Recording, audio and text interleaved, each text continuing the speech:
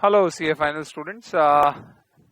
CA institute ने 15 जुलाई यानी कि कल एक नोटिफिकेशन के माध्यम से ये बता दिया कि कौन से स्टैंडर्ड गाइडेंस नोट और लेजिस्लेटिव चेंजेस नवंबर 2020 एग्जाम्स के लिए एप्लीकेबल होंगे। और इसी के साथ जो हमारा बड़ा कंफ्यूजन, डिस्कशन, डिबेट, स्पेकुलेशन चल रहा था कि क्या कोड ऑफ एथिक्स 2020 इनफैक्ट 2019 है वो, या कारो 2020 क्या नवंबर 2020 एग्जाम्स में एप्लीकेबल होंगे। और ये डिस्कशन हमारे लिए बड़ा इंपॉर्टेंट हो गया था, खास तौर पे उन स्टूडेंट्स के लिए जो मई 2020 की तैयारी कर रहे थे। 4-5 महीने से घर पे बैठे हुए, दिन रात पढ़ाई करते हुए ये सोच के बैठे थे कि चलो कारो और कोड ऑफ एथिक्स नया आएगा तो इस बहाने वही पढ़ लेंगे, कुछ नया पढ़ने को मिलेगा। उन सब की उम्मीदों पे इंस्टीट्यूट ने पानी फेर दिया है। क्यों? क्योंकि कारो 2020 has not been made applicable for the November 2020 attempt. Even code of ethics का जो नया पब्लिकेशन है, जिसे कोड ऑफ एथिक्स 2019 कहा जाता है, जो कि एप्लीकेबल 1 जुलाई 2020 से हुआ है मेंबर्स पर on the CA day, that has also not been made applicable for this November 2020 attempt. इसका मतलब ऑडिट की अगर मैं बात करूं तो ऑडिट में ना कारो 2020 ना ethics 2020 is to be studied for November attempt. I presume that for sure it will become applicable for May 2021 attempt. तो what we will do is एक बार हम quickly comprehensively CA final new और old course दोनों के लिए audit और FR इन दोनों subjects में क्या क्या इंस्टीट्यूट ने इस नोटिफिकेशन में इंक्लूजन्स और एक्सक्लूजन्स क्लैरिफाई किए हैं, इसके बारे में एक बार बात कर लेते हैं, ताकि आप लोगों को क्लैरिटी हो कि नवंबर 2020 में हमें कौन सी नई चीजें पढ़ना है और छोड़ना है। आई वुड ऑल्सो सजेस्ट जिन स्टूडेंट्स के अटेम्प्ट नवंबर 2020 के बियॉन्ड हैं वो भी डेफिनेटली ये पर्टिकुलर वीडियो देखें अच्छे से, ताकि उन्हें समझ में आए कि आपके अटेम्प्ट से स्पेसिफिकली क्या क्या चीजें एप्लीकेबल होने वाली है। पहले अपन ऑडिट की बात करते हैं, ताकि न्यू और ओल्ड कोर्स दोनों के स्टूडेंट्स के लिए वो कॉमनली रेलेवेंट हो सके, बिकॉज ऑडिट में पर से the same notification which the institute has given, it is a copy paste. Final FR में डेफिनेटली दोनों के नोटिफिकेशंस अलग अलग है, तो हम उसको फिर अगला डिस्कशन में कवर कर लेंगे। तो if I talk about CA final November 2020, what's applicable for November 2020 attempt? तो let us say हम पहले बात करते हैं ऑडिट की। First question is Code of Ethics 2019, which was made effective from 1st July 2020. Is it applicable in November 2020 CA final exams? And the answer is no. Will it be applicable from May 2021? Yes, and that's what my guess is. पर ये sir code of ethics में ये जो amendment है थोड़ा सा बता ही दो ना, क्योंकि ये बड़ा हमारे लिए टेंशन का मैटर है। इनफैक्ट आपकी क्लासेस कर रहे हैं हम, तो हमको ये भी नहीं मालूम कि हम पुराना कोड ऑफ एथिक्स देखें या नहीं देखें, तो दोस्तों देख लो। क्यों देख लो? For the very simple reason that I will brief you at the end of this particular chart कि कोड ऑफ एथिक्स 2019 में जो चेंजेस है वो कहाँ हैं, एंड यू विल अंडरस्टैंड कि अल्टीमेटली वो ऑल टुगेदर एथिक्स को चेंज करने वाला एथिक्स नहीं है। In fact it is more of some additions and few amendments here and there, जिसको आप अमेंडमेंट वीडियो से इजीली कवर कर सकते हैं, तो no need actually to wait for the new one, but I will still tell you what are we going to share with the students. Next, Caro 2020, is it applicable for November 2020 exam? Again, the answer is no.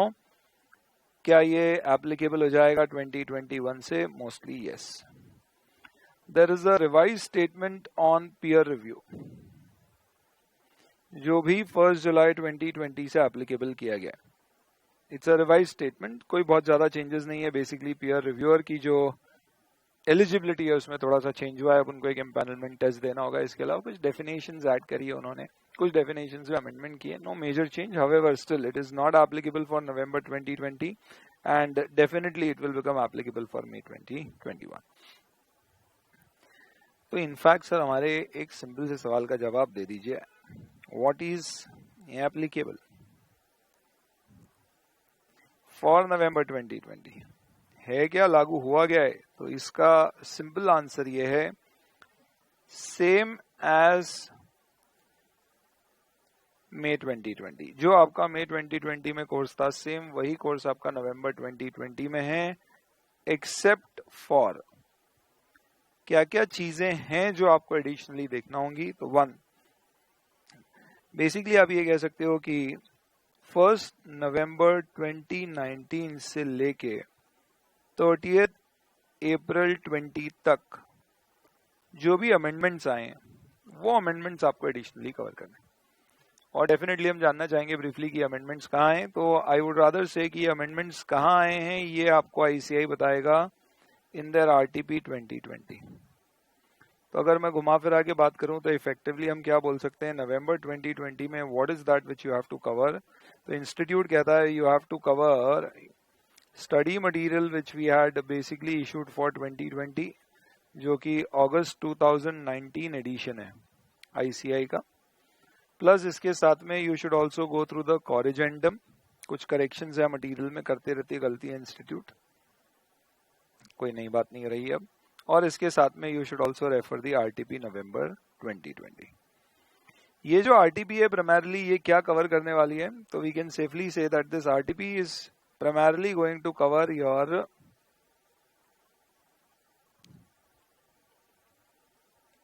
नवंबर 19 से 30 अप्रैल तक के जो amendments हैं ये primarily इस RTP में cover होने वाले हैं। और ये अमेंडमेंट्स क्या होने वाले हैं, तो आरटीपी तो अभी आई नहीं है, जब आएगी तो हमको समझ में आएगा, but briefly what I can tell you is कि इसमें क्या क्या अमेंडमेंट्स आने वाले हैं। तो you can simply say these amendment should be relating to 1 companies act. आपको मालूम है मिनिस्ट्री ऑफ कॉर्पोरेट अफेयर्स समय समय पे नोटिफिकेशंस के थ्रू कुछ अमेंडमेंट्स करते रहता है, तो ये सारे अमेंडमेंट्स डेफिनेटली आपके लिए एप्लीकेबल हो जाएंगे। क्या क्या अमेंडमेंट्स हुए हैं, अगर मैं आपको बहुत ही ब्रीफली इन अमेंडमेंट्स के बारे में बताऊं जो किए गए हैं, तो सबसे पहले आई वुड से कि there have been lot of extensions which have been given. Extensions किस तरह के प्रोवाइड किए गए हैं, lot of extensions as such.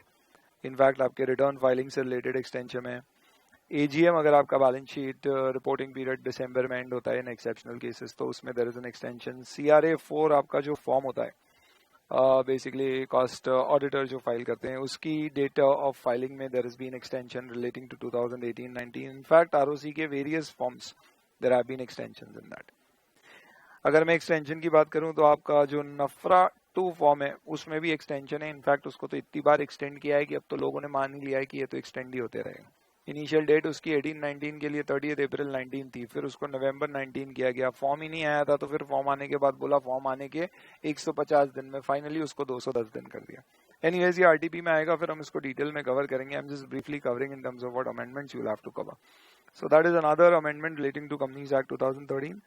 CSR से रिलेटेड कुछ इंपॉर्टेंट अमेंडमेंट्स हैं, primarily with respect to PM cares fund की डोनेशंस एंड कोविड के कारण कुछ नॉर्मली आपने देखा होगा सीएसआर में अगर आप एम्प्लॉइज को कुछ पेमेंट करते हो तो that is not an eligible CSR expenditure, but आप कैजुअल वर्कर्स या डेली वेजर्स को अगर आप एक्स्ट्रा पेमेंट करते हो तो उसको specifically as a one time exception allow किया गया है कि ये सीएसआर में एलिजिबल होगा।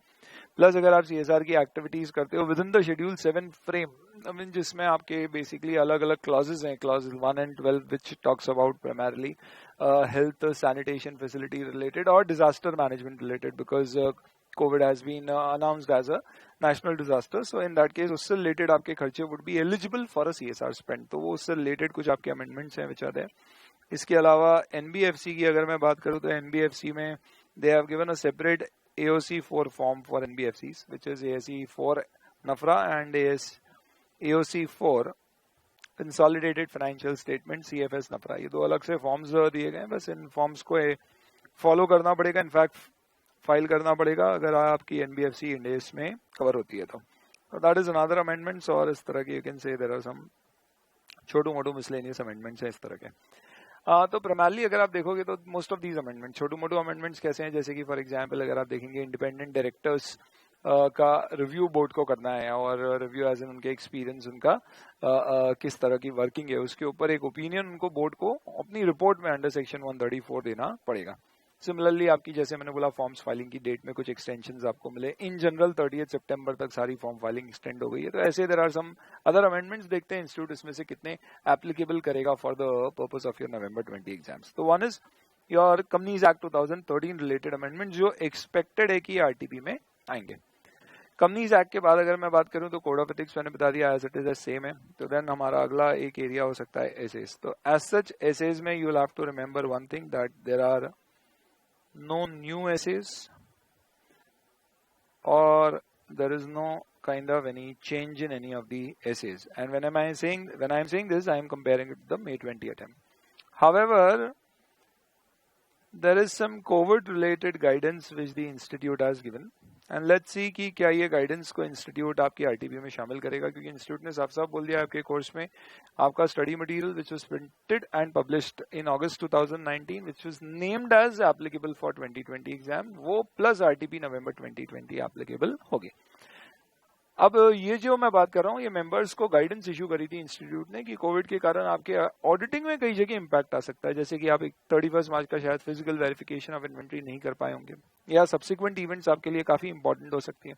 इनफैक्ट जो आपके लोन्स के रीपेमेंट के रीशेड्यूलिंग हुई है उसके कारण हो सकता है there could be some impact in terms of the audit, particularly relating to subsequent events classification. In fact, going concern assessment could also become one important area. Branch audits अगर आपके पेंडिंग थे तो फिजिकली वहां जाके audit करना हो सकता है टिपिकल हो जाए। ऐसी कुछ की ऑडिट कंसिडरेशंस आपकी कोविड के कारण लगेंगी इस पर्टिकुलर ईयर से रिलेटेड। तो इससे कोई नया ऐसे नहीं आ रहा है, बट ऐसे में स्पेसिफिक गाइडेंस हमें मिल रही है कि how will we apply in the given circumstances to these particular situation. So that is your some amendments relating to SAs. I am not saying RTP में आएगा ही आएगा, but we may expect institute to build this particular thing in the RTP. If yes, we will definitely cover it up. Otherwise, this is definitely applicable for the members. इसके अलावा आपका LODR 2015, this is one area जहाँ पे हमेशा amendment होते रहते हैं। इसमें कुछ अमेंडमेंट हुए हैं जिसमें से एक रेलेवेंट अमेंडमेंट बेसिकली एक डेट का है। This is basically with respect to your chairman. आपकी कंपनी का चेयरमैन एक नॉन एग्जीक्यूटिव डायरेक्टर होना चाहिए और अनरिलेटेड टू प्रोविजन ध्यान होगा आपको, it should be unrelated basically to the managing director और the CEO of the company. This is basically applicable for top 500 listed company. This was to be made applicable from 2020, इसको change करके 22 कर दिया। This is one small amendment which was basically done with respect to your LODR। तो एक applicability उसमें आगे extend कर दी गई है। क्विकली मैंने बस कवर ही कर लिया यहाँ पे।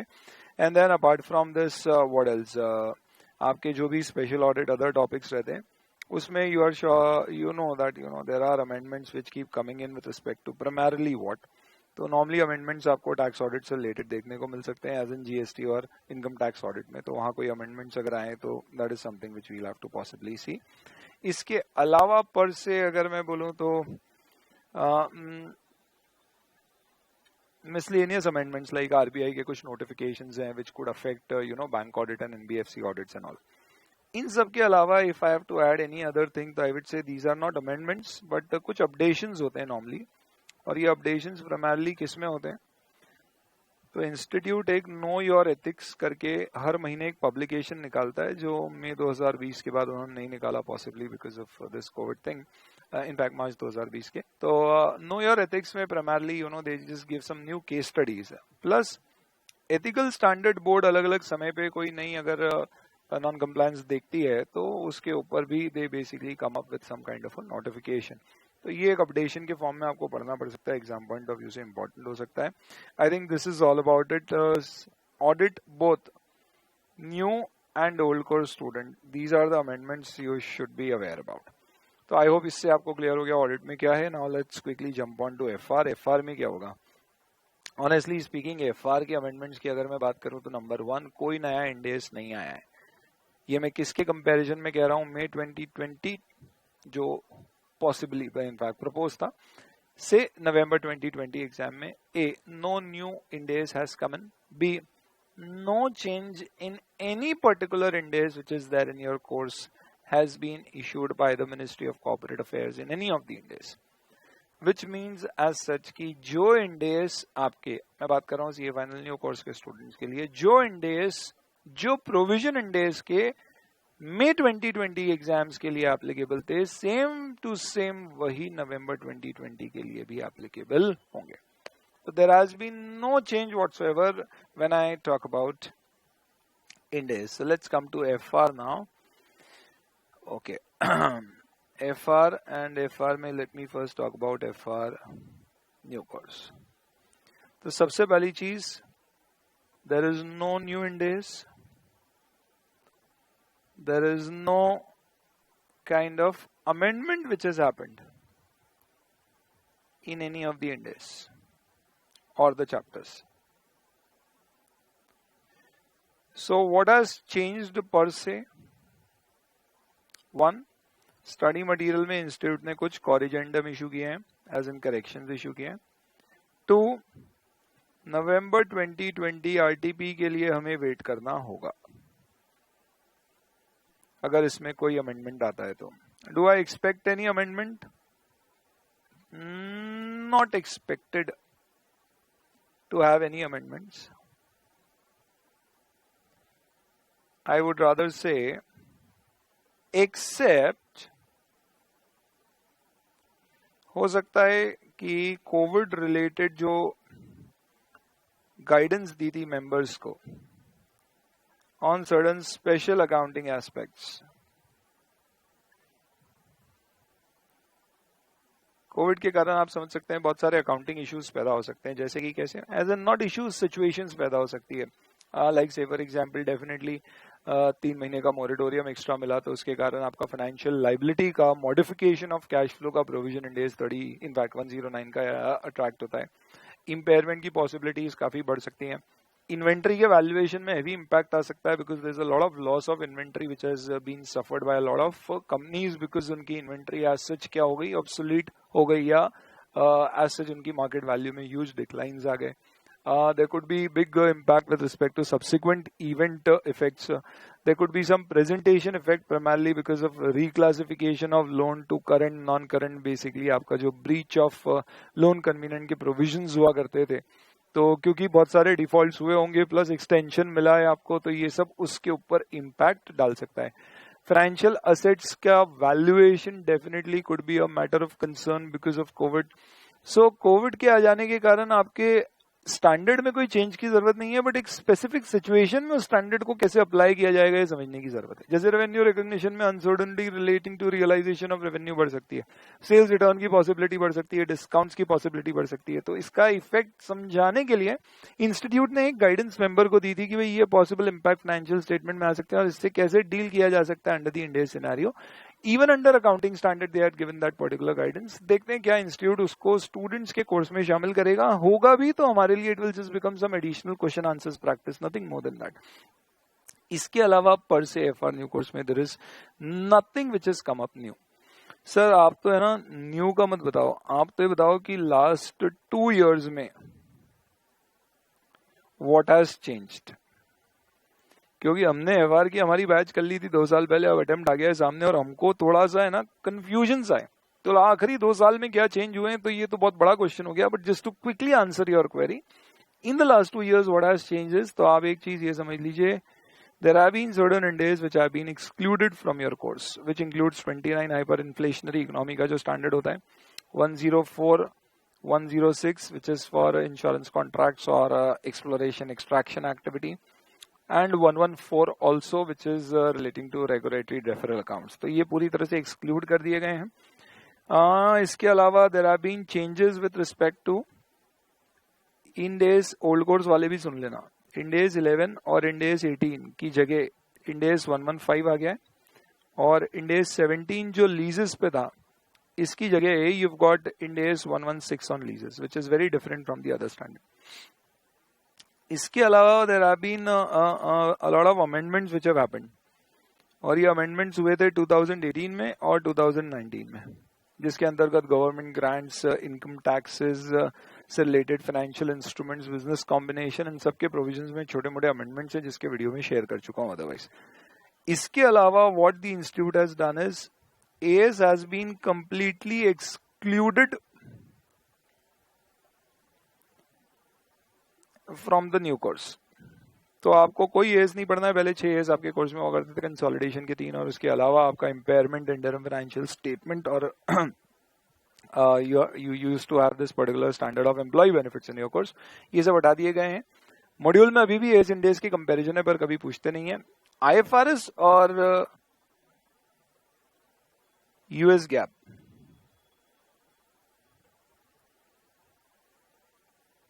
कि जो कंपैरिजंस हैं ये भी आपके कोर्स से हटा दिए गए, ये अब जीएफआरएस में आपको पढ़ना है। तो ये पिछले 2 साल में कुछ चेंजेस हैं, अगर आप थोड़े से आउटडेटेड थे तो ये आपके काम हो जाएगा। These are the changes with respect to CA financial reporting new course.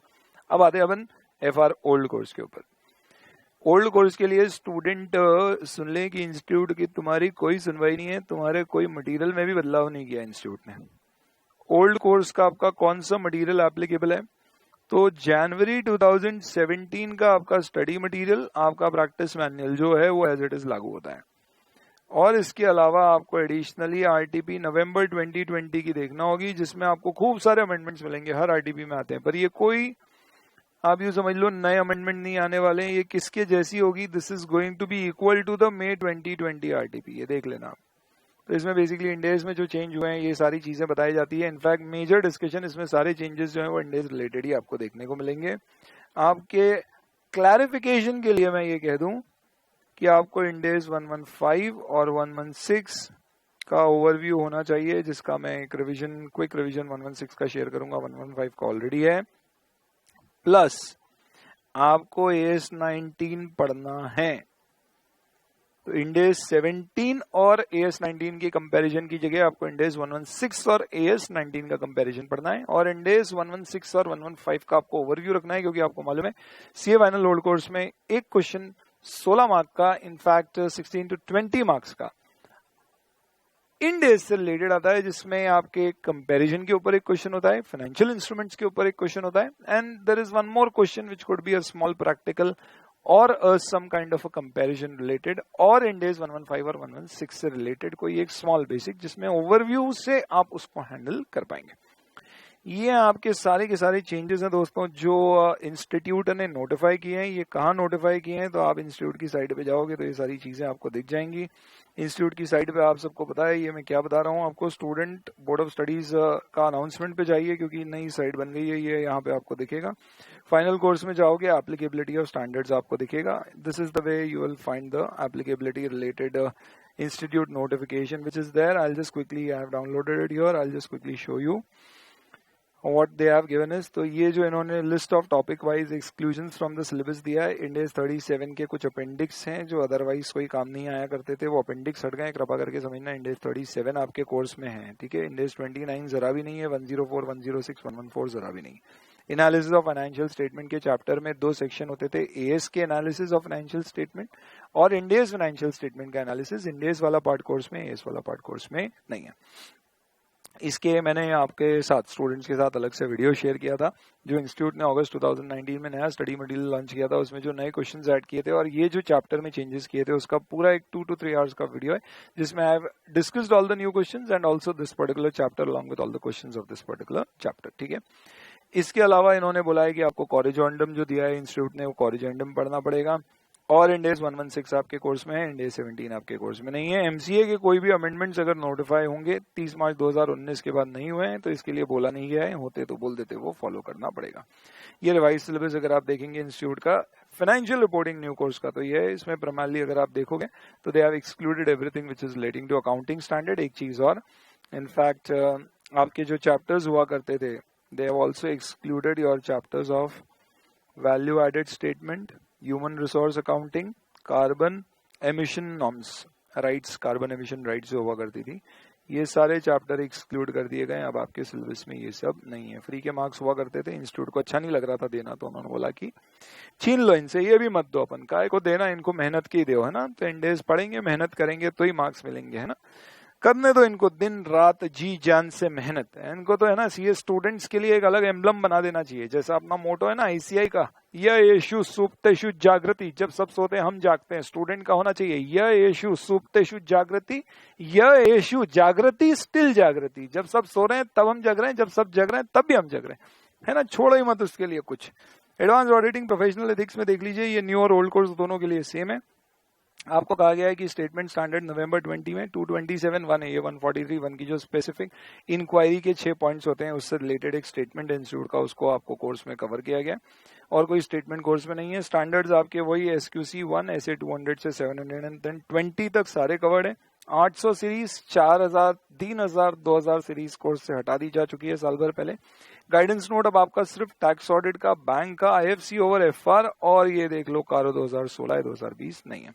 इसके अलावा नवंबर 2020 एग्जाम्स के लिए अगस्त 2019 वाला स्टडी मटेरियल लागू होगा, प्लस रिवीजन टेस्ट पेपर आपको नवंबर 2020 की RTP देखना होगी। सेबी के अमेंडमेंट्स देखना होंगे, GST के कोई अमेंडमेंट्स है तो वो देखना होंगे। कॉरिजेंडम भी दिया हुआ है, उसे भी आप देख लीजिएगा इंस्टीट्यूट के स्टडी मटेरियल से अगर आप पढ़ते हैं तो। ये साल भर पहले ही स्पेशल ऑडिट टॉपिक्स हटा दिए गए थे, ये सारे स्टैंडर्ड्स हटा दिए गए थे, उसकी लिस्ट दी हुई है, ये सारे गाइडेंस नोट हटा दिए थे। ध्यान रखना कोड ऑफ एथिक्स का पब्लिकेशन हटाया, यानी जो मैनुअल है कोड ऑफ एथिक्स का उसको हटाया गया, कोड ऑफ एथिक्स नहीं हटाए, वो चैप्टर आपके कोर्स में है। कोड ऑफ एथिक्स में क्या हुआ है तो दोस्तों just as I told you I will give you a very short brief about it. So what happened is code of ethics जो 2009 में आया था, that used to have two part. Part A was the IFAC code and part B used to be the ICI code. Part A was recommendatory kind of and part B is something which is mandatory kind of. In fact जो schedules और उसके जो misconduct हैं, जो अगर आप करेंगे तो सेक्शन 22 में आपके अगेंस्ट में डिसिप्लिनरी एक्शन लिया जाता है, that is all covered under part B, in fact the CA act. अब उन्होंने पार्ट ए पार्ट बी को वॉल्यूम 1, वॉल्यूम 2, वॉल्यूम 3 में कन्वर्ट कर दिया है। Volume 1 is relating to the IFAC code which is basically issued by the international ethical standard board for accountants, IEASB, which is basically IESBA in fact इस बार, which is IFAC की board है, जैसे कि ICI की आपकी board होती है which is your ethical standard board. तो उन्होंने कोड इशू किया, उसको हमने यहाँ पे अडॉप्ट कर लिया और वो कोड हमने इच्छा रखी थी कि हम अप्रैल 2020 से लागू करेंगे, बट उसको फिर जुलाई 2020 से एप्लीकेबल किया। ये वॉल्यूम 1 में आता है, ये इंटरनेशनल कोड है।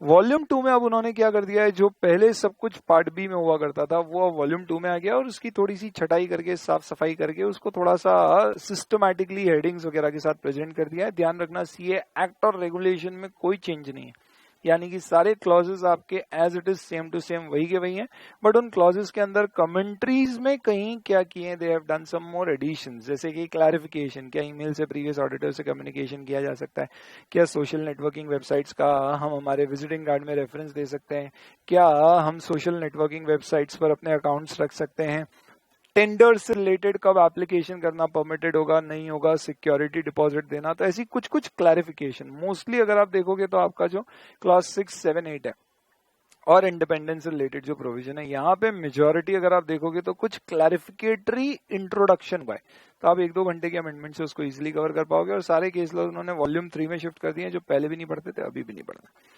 चलिए, तो ये आपका कोड ऑफ एथिक्स का एक क्विक अपडेट है and this is notification which was with respect to the CA final new course. अब मई 2020 से कंपेयर करोगे तो आपको सिमिलर मिलेगा। ओल्ड कोर्स का अगर मैं बता दूं तो देख लो, उनके कोर्स में सब अकाउंटिंग स्टैंडर्ड्स रहते हैं, गाइडेंस नोट सब एज इट इज है, जैसा मई 2020 में था सेम वही है। अकाउंटिंग स्टैंडर्ड में आपको कंपैरिजन बोला है पढ़ना है और आपके कोर्स में AS 19 होगा, जैसे मैंने बताया। इंड AS 116 और 115 का आपको अच्छा ओवरव्यू ले लेना चाहिए, तो लिखा है November 20, 115, 116 is applicable and Ind AS 11, 18 and 17 are not applicable. I've taken a little bit of time, but I've comprehensively explained in terms of what is there in November 2020 and what is not there. May 2021 से Code of Ethics, CARO 2020 and revised peer review statement is going to become applicable. इसके अलावा financial reporting में recently institute has given a technical guide on accounting for CSR, बहुत ही छोटा सा topic है। नवंबर 2020 में it is not applicable, it will become applicable for May 2021 which is relating to accounting for corporate social responsibility expense, जिसके ऊपर पहले guidance note होता था, दैट हैज बीन विड्रॉन। चलिए, thank you very much and now we will be coming up with revision lectures for FR and audit both. We were waiting की थोड़ा सा clarification आ जाए कोर्स में क्या आने वाला है, and now we will start with it. I will take some live sessions जिसका मैं आपके साथ शेड्यूल शेयर कर दूंगा। आप सब्सक्राइब कर लेना तो वो नोटिफिकेशन आ जाएगा, अदरवाइज फ्रेंड से पूछ लीजिएगा। And others I will be basically sharing it on the YouTube or through the students. And these revision lectures would be covering a FR, B audit. FR में I have already covered all the Ind AS. This is that consolidation, business combination, financial instrument, 3 chapter के revisions pending है, बाकी सब revision मैं already share कर चुका हूँ। Audit में already there are old lectures relating to standards on auditing, code of ethics, company audit. इन तीनों टॉपिक्स के नए revision lectures I will be sharing. I will not be sharing for code of ethics क्योंकि उसका recent revision available है, but I will be sharing for definitely for all the standards. Company audit में again there is one revision lecture which is available which you can use. तो these are the revision lectures which will be coming up. एक Ind AS 116 का भी revision lecture आएगा, and for doubts with the students will be taking some live sessions. Thank you.